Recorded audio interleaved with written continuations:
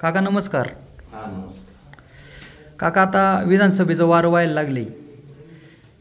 अनेक उमेदवार महाविकास आघाडीकडून इच्छुक आहेत. त्यामध्ये विग्नरचे चेअरमन सत्यशील दादा शेरकर आहेत, ज्येष्ठ नेते शरदराव लेंडे आहेत, मोहित दादा ढामाले आहेत. आता बाबू पाटे यांचं नाव देखील या चर्चेत यायला लागले. माऊली शेठ खंडागळे हे देखील आहेत. अशी अनेक नावं आपल्याला पाहायला भेटत आहेत. अमोल कोल्हेंचा मोठा विजय मिळाला अमोल कोल्हेंना. त्यानंतर आपल्या तालुक्यात विधानसभेसाठी दावेदारी अनेक नेते मंडळी करत आहेत.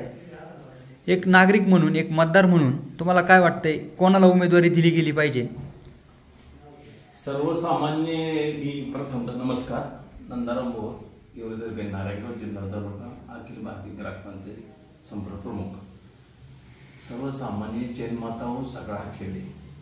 माऊली शेटे चांगलं आहे, बाबू भाऊ चांगलं आहे, पण सगळ्यांचं प्रत्येक गावामध्ये त्याचं वर्ष जास्त आहे. त्याला जनता निवडून द्यायला 100%. कामं सगळी केल्यात.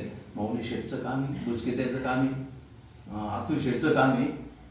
आता माऊली शेठ म्हणजे जेडपीत निवडून आली, पंचायत समितीत निवडून आली, त्यामुळे आमदारकीला त्यांना उत्साह. मला आमदारकीला जन्मताचा 100% जन्मत बी आहे त्यांच्या पाठीमागं का माऊलीने उभं राहावा, तुम्ही हे करा, आम्ही तुम्हाला मतदान करू.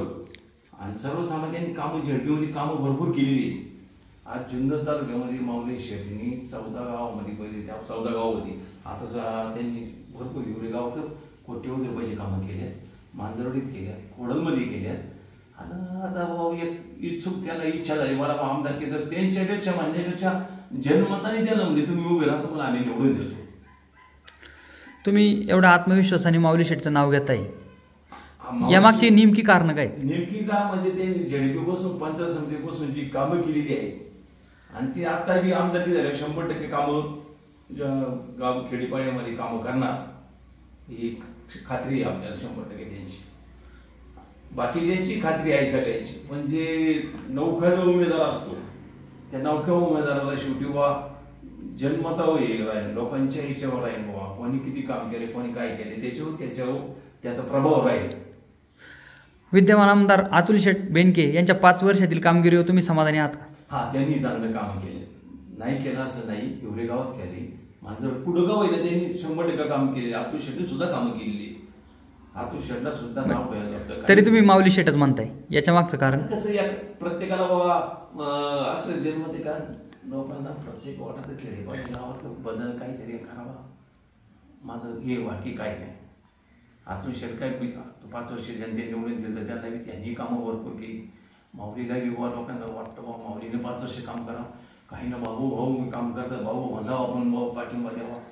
शरददादा सोनवणे यांनी 2014 ते 2019 मोठ्या प्रमाणात विकास कामं केली. त्यामध्ये प्रामुख्याने तालुक्यातील रस्ते त्यांनी चांगलं केले. तर तुम्ही शरददादांचं पण नाव घेत नाहीये. शरददादांचं नाव न घेता शरददादांनी सुद्धा कामं केली भरपूर, दादाने मी कामं केली. पण जे आता इच्छुक उमेदवार आहे 4 जण 5 जण जे उभे राहणार आहे त्यांनी त्यांच्यामध्ये सेटलमेंट करावा का बाबा नो का मला आपण त्यांच्यामध्ये मिटिंग बसायला पाहिजे. खरंच वास्तविक जनतेला कोण वाईट आहे कोण खरा हे काही घेणे देणं नसतं. पण जे उभं राहणारे त्यांच्यापैकी 4-5 जण आहेत, समजा कोणी असं बाबू असं माऊली असं शेरकर दादा असतील, त्यांनी त्यांच्यामध्ये बसून त्यांनी त्यांच्यामध्ये योग्य पर्याय बाबा त्याला चान्स द्यावा. ही जी तुम्ही नावं घेतलीत काका, यामध्ये तुम्हाला सगळ्यात योग्य उमेदवार कोण वाटतो? माझं आता माऊलीला चान्स द्यावा.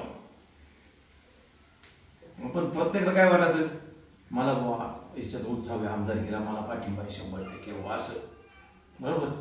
पण मला समजा माझं वैयक्तिक मत मी गावचं सांगण्यापेक्षा माझं वैयक्तिक मत मला समजा 10 जण म्हणजे हा माऊली चांगले काम करते त्यांना बी आमदारकीचा चान्स द्यावा. म्हणजे तुमचं मत आहे जनमताचा कौल आहे का माऊली शेठला उमेदवारी भेटली पाहिजे? उभं राहायला काय हरकत नाही.